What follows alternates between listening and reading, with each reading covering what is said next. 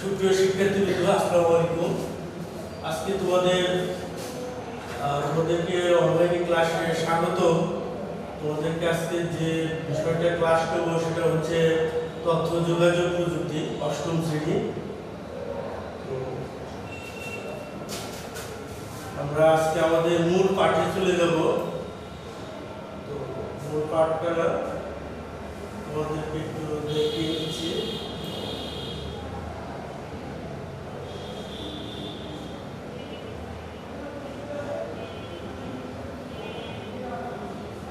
চিকিৎসা ক্ষেত্রে তথ্য যোগাযোগ প্রযুক্তি, ঠিক আছে।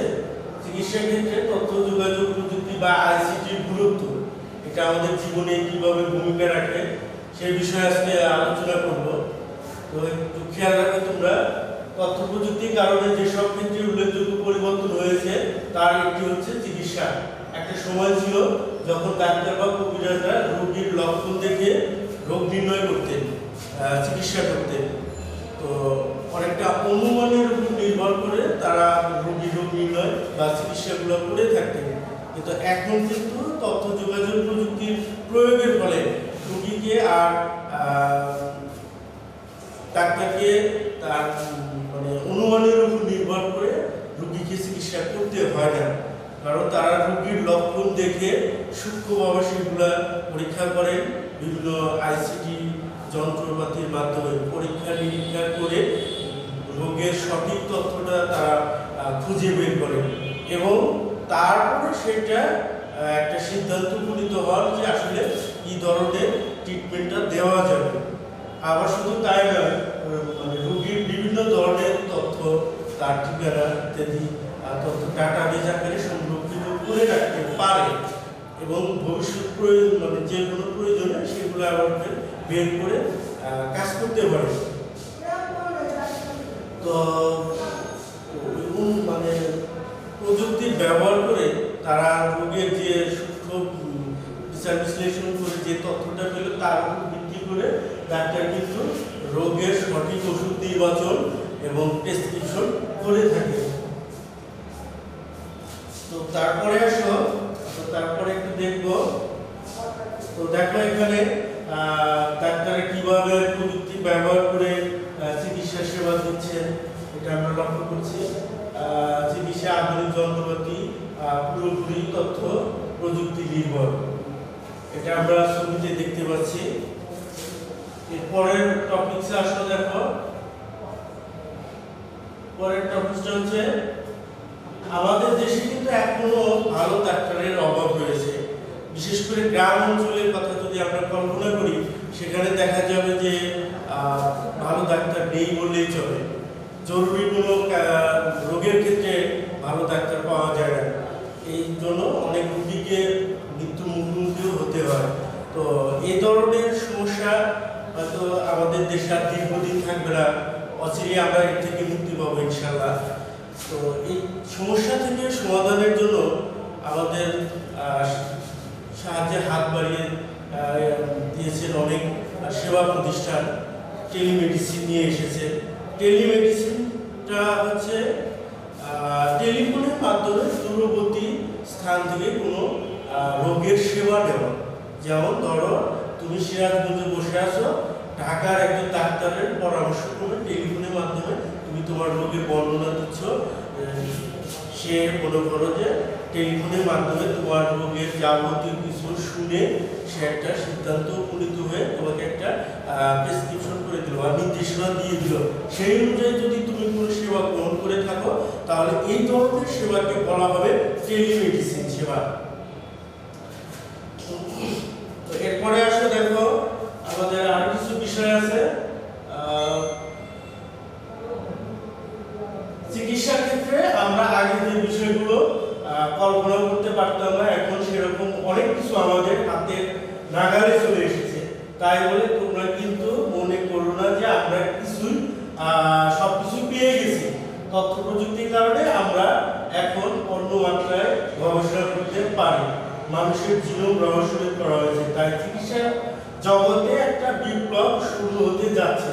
একদিন রোগের উপসর্গ কমানো হতো, এখন সত্যিকারভাবে রোগের এর কারণটি খুঁজে বের করে সেটাকে অপসারণ করা হবে। শুধু তাই নয়, এখন যে রকম সব মানুষ একই ওষুধ খায়, ভবিষ্যতে প্রত্যেক মানুষের জন্য আলাদা করে তার শরীরের উপযোগী করে ওষুধ তৈরি করা হবে। এখন একজনকে উপস্থিত থেকে অপারেশন থিয়েটারে অপারেশন করতে হয়। সামনের দিনগুলোতে এরকম আর থাকবে না, কারণ একজন ডাক্তার অনেক দূরে অবস্থান করে সে তার অপারেশন কার্যক্রম সম্পন্ন করতে পারবে। আর এটা সম্ভব হবে একমাত্র এই অত্যাধুনিক তথ্য প্রযুক্তির কারণে। তো প্রিয় শিক্ষার্থীবৃন্দ, তোমরা পরের টপিকসে আসো। এখন আমি পরের টপিকসে চলে যাচ্ছি।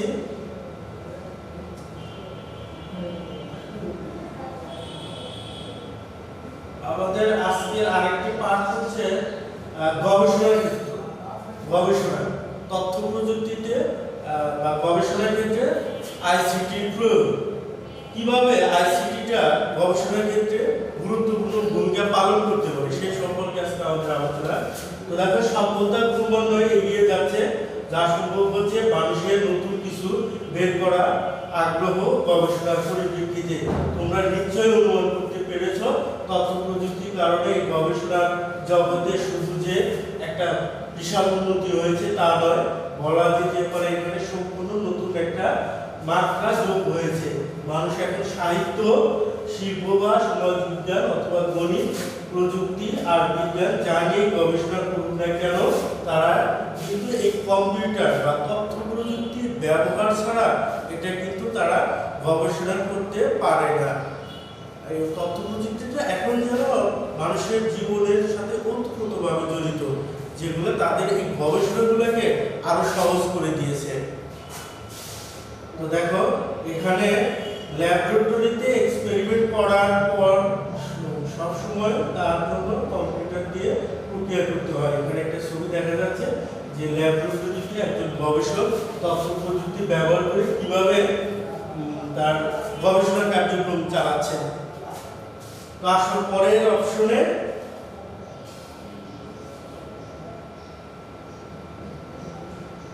তো গবেষণা করতে হলে আমাদেরকে নানা ধরনের তথ্য নিয়ে কাজ করতে হয়, সেটা বিশ্লেষণ করতে হয়, সেটা প্রক্রিয়া করতে হয়, তারপরে একটা ফরম্যাটে দাঁড় করাতে হয়। এই কাজগুলো আগের দিনে বা তথ্য প্রযুক্তির বিপ্লবের আগে কিন্তু একজন ডাক্তারকে বা একজন গবেষককে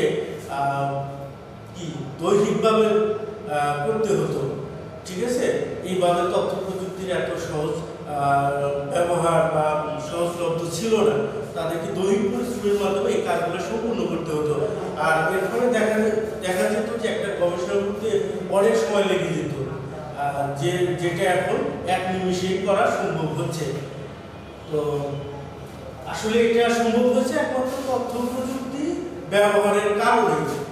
আর এই গবেষণাকে দুটা ভাগে ভাগ করা হয়েছে। কয়টা ভাগে ভাগ করা হয়েছে? দুইটা ভাগে ভাগ করা হয়েছে।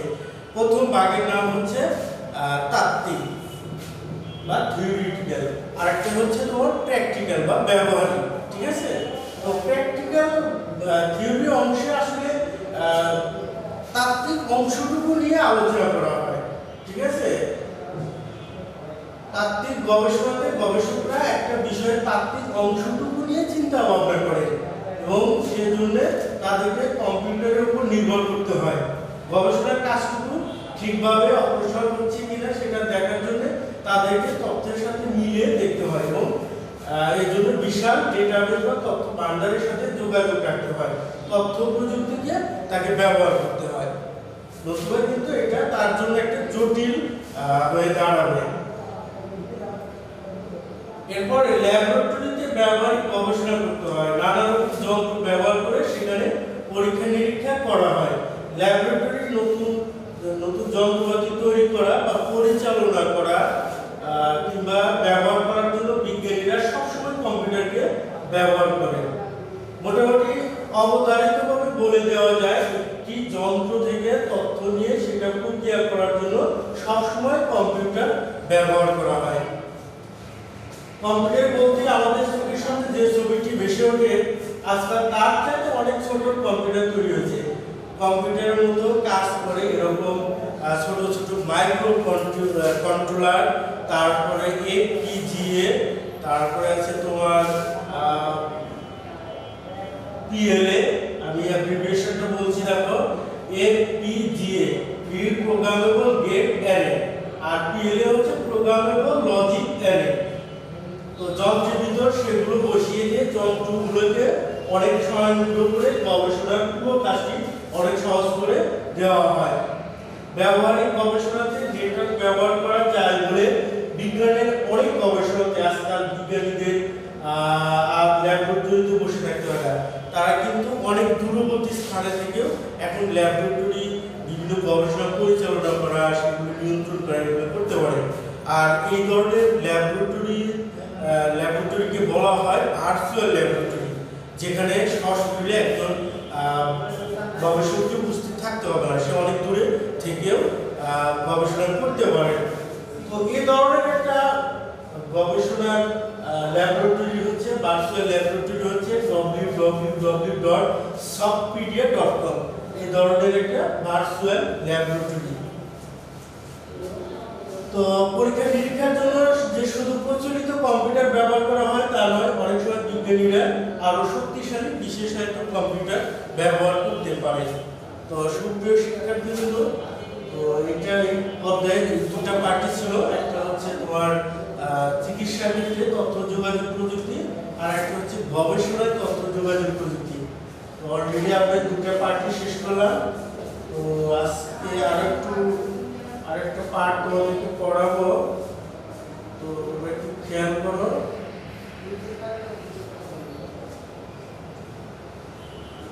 অধ্যায় হচ্ছে 2, কম্পিউটার নেটওয়ার্ক। এই নেটওয়ার্কের উপর আমরা আজকে আরেকটা পার্ট আলোচনা করব, তো তোমরা একটু খেয়াল করো। আমাদের এই বিষয়গুলো অলরেডি প্রথম সেমিস্টারে দেওয়া হয়েছে, যার কারণে আমরা নিচের দিকে যাচ্ছি, যে দ্বিতীয় সেমিস্টারে যে অধ্যায় বা পার্টগুলো আছে আমরা সেগুলো আলোচনা করার চেষ্টা করব। এই টপোলজি এগুলো আমরা তোমাদেরকে একটু আগেই পড়িয়েছিলাম। তো আজকে যে বিষয়টা পড়াবো সেটা হচ্ছে তোমাদের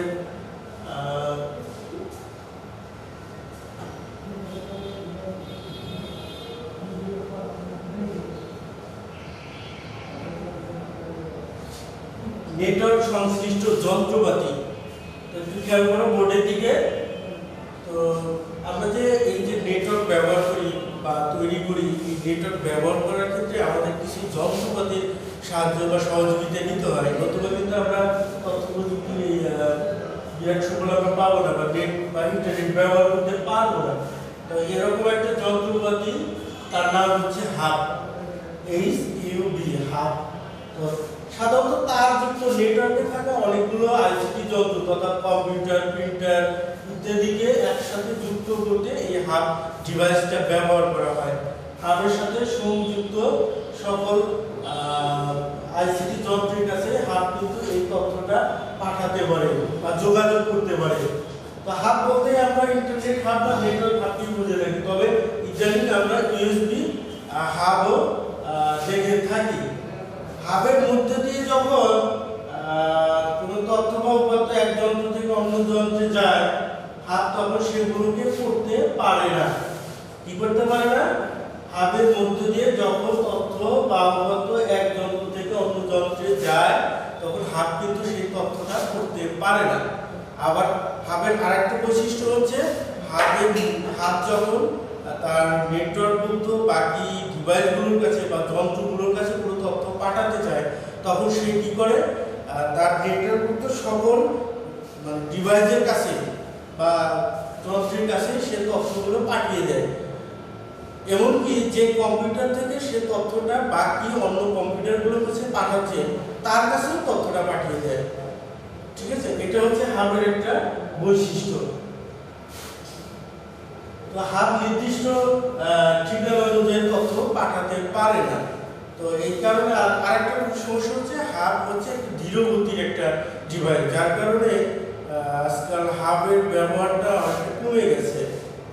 তো এটাই ছিল মোটামুটি হাবের বৈশিষ্ট্য বা হাবের বিষয়। তো এরপরে আসো সুইচ।